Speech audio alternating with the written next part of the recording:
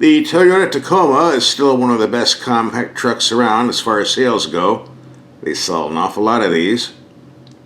And on their website, the advertised base price, $31,590. Of course, good luck trying to find one that cheap.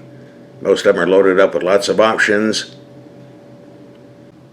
And let's change the color on this. I prefer a non-blue color, like desert tan. There you go. And the one I want to drive is the Trailhunter, which has just about everything on the planet for off-roading adventures. And that's what I ordered. And let's take a look at the price tag. And here's the price sheet I have on my computer screen. Let's go to the total tab. Whoa! That's a long jump from 31,000 bucks. 66,605. I see there aren't too many options. Frankly, on a vehicle like this, there shouldn't be any options at all. Everything should be standard, but always they just have to add stuff. They can't help themselves. Here's the clean fuel economy. Very impressive on a rugged off-roader. If you can really get these numbers, we'll find out that's true. We'll talk about this a little bit later. Well, here it is in the nice bronze tan I wanted. Nice looking rig. And the Trailhunter emblem on the door to let you know what you bought, and all the onlookers as well. And it's very hot out here today, so let's go find some shade so we can continue this video, get out of the wind. Let's look under the hood. Like most Tacomas, you get a 2.4 liter turbo 4-cylinder, putting out 278 horsepower, torque rating of 317 pounds-feet. But here we have the iForce Max. That adds a big hybrid battery system, part of which we see here. Pumping horsepower to 326 and torque. A very, very powerful 465 pounds-feet of torque. That's about 65 pounds-feet more than you get off a typical V8. A lot of pulling power here. And since this vehicle weighs around 5,600 pounds, you need all the pulling power you can get. So can you get to 22 to 24 miles to the gallon? It's claimed on the window sticker. We're going to rack up a lot of miles and find out if that's true. I had the same setup in the Toyota Land Cruiser, and we got around 18 to 19 overall, never got over 20, so we'll see what happens here. So what are you getting on the Trailhunter we don't get on the standard Tacoma? There's a long list of stuff. I can't cover it all, but I've got a short list here. You got forged monotube shocks, whatever that means. 18-inch wheels with the large Goodyear off-road tires. I think these are 33 inches if I recall. The official markings are 265-70R18 for those interested. A full-size spare tire under there. If you want to crawl under and get it out, I don't. A power tailgate for those too weak to lift or lower it. A built-in air compressor for lowering your tire pressures and pumping them back up. And the tailgate's raising itself. Got the sport bar set up. There's supposed to be a luggage rack on top, I'm told, but I don't see it. Maybe the dealer installs that. A solid steel bumper. Rock rail side steps. A locking differential under there for getting out of trouble. Got a bunch of skid plates under there, but I'm not crawling under to look. Pavement's just a little bit too hot today. I'm not told these headlights are unique to the Trailhunter.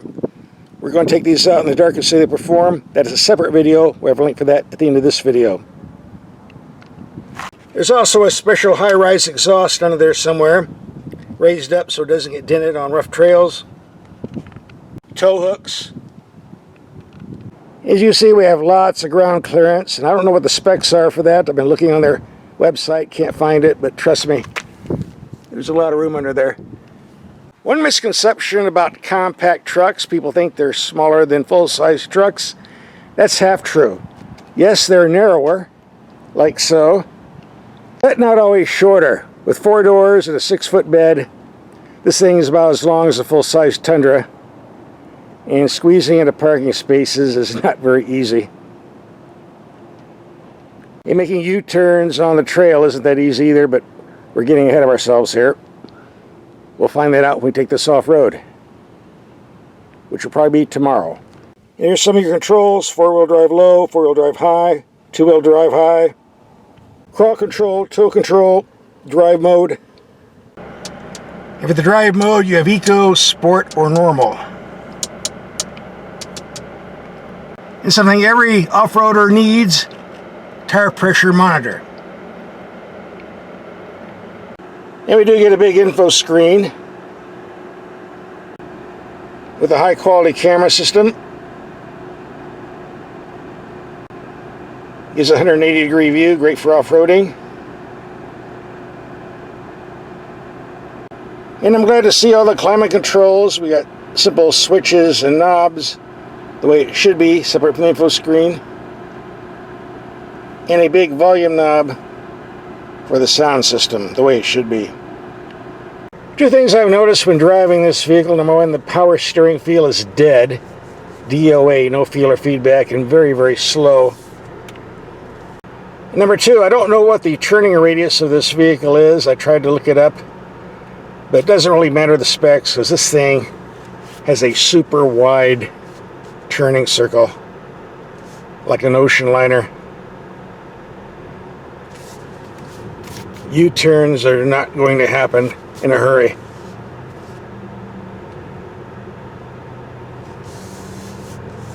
This is a long vehicle, and it performs as such. Fitting this into a parking space takes some patience. My advice: if you're going to park this, just go out in the parking lot where there aren't any other vehicles and just walk. And that's not a deal killer, because people don't buy these to park, they buy them to take them off-road.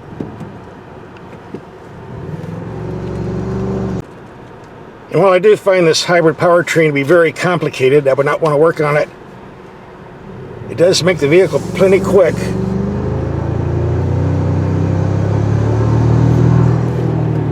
Nice brakes. Lots of pulling ability from this hybrid. Not a problem there. That's about 10 feet deep. Let's see what happens when we go in.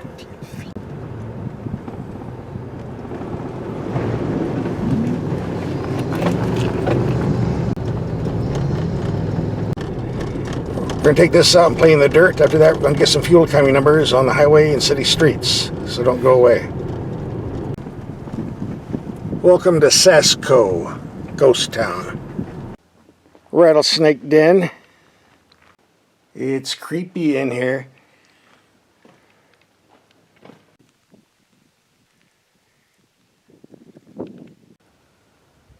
Interesting artwork.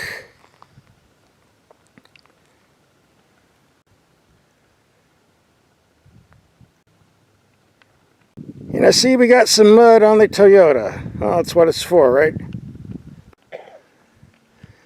What's down there? A lot of rattlesnakes would love you to go in there. Bats, coyotes. Yep, but not me. This is the one you should take a picture of. Yeah, time to get on the road. Well, I wanted to go to the cemetery, but they have signs here: we'll shoot on sight, keep out, go away, so not going to happen. This heavy-duty suspension is doing a great job of absorbing impacts on this washboard road, and the body is very solid. No rattles on the body structure. Unfortunately, I can't say the same for the info screen, which rattles like crazy and bouncing all over the place on this rough road, but that's just the nature of these things when you put them in trucks, regardless of the make or model or brand. Eventually they come loose, but I don't care as long as they work. And you better hope they work, because they're not cheap to replace. And there comes another one.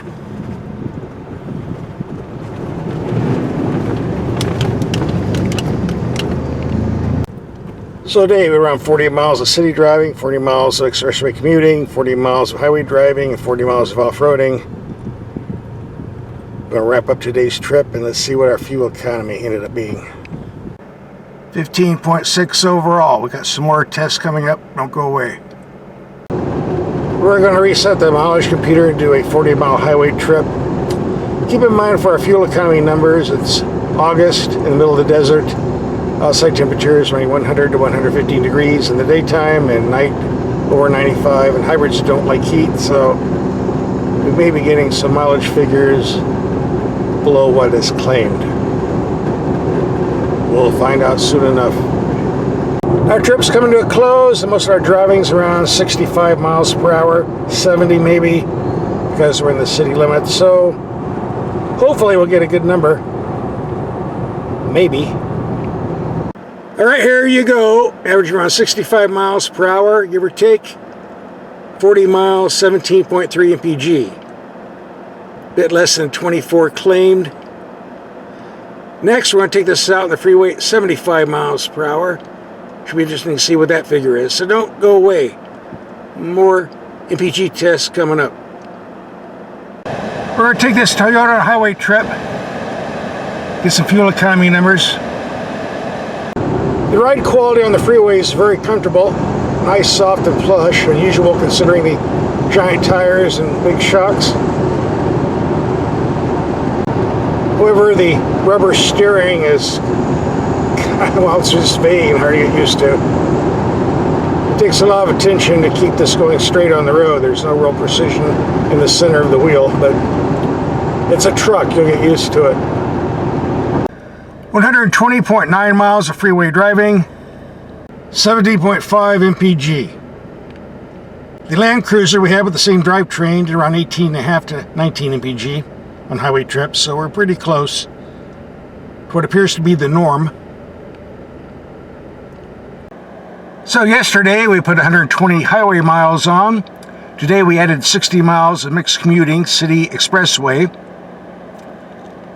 And I did not reset the computer to 0, I just wanted to keep it the way it was at 17.5 and see if the numbers went up or went down in our local driving, and went down to 15.9 mpg. Wow. I think we better reset this and 0 and see what happens. Let's start over. So we spent a week driving this. What do I think about it? On the positive side, this is definitely a fantastic off-roader. Probably one of the best ones Toyota's ever made as far as performance goes. It's an awesome machine. However, we're talking around 66, 67 grand here, and that's a lot of dough. I know I can't afford that, and there's a lot of others that can't, so this is a rich guy's toy, not for the average working person. Boo-hoo. And our fuel economy was never over 18 mpg. Thing guzzled a lot of gas, but in all fairness, it's August in the middle of the desert, hottest time of the year. Hybrids don't like hot weather, don't like heat. That might be part of the problem. Perhaps if you live in the Midwest where temperature is a lot cooler, you get better fuel economy. And for those who want an off-road Tacoma for a lot less money, you might want to try the TRD. The ones I've seen are around 10 grand less. Take your pick. If you want to see our headlight test and night drive, here's a link coming up. You might as well watch it. You're already here.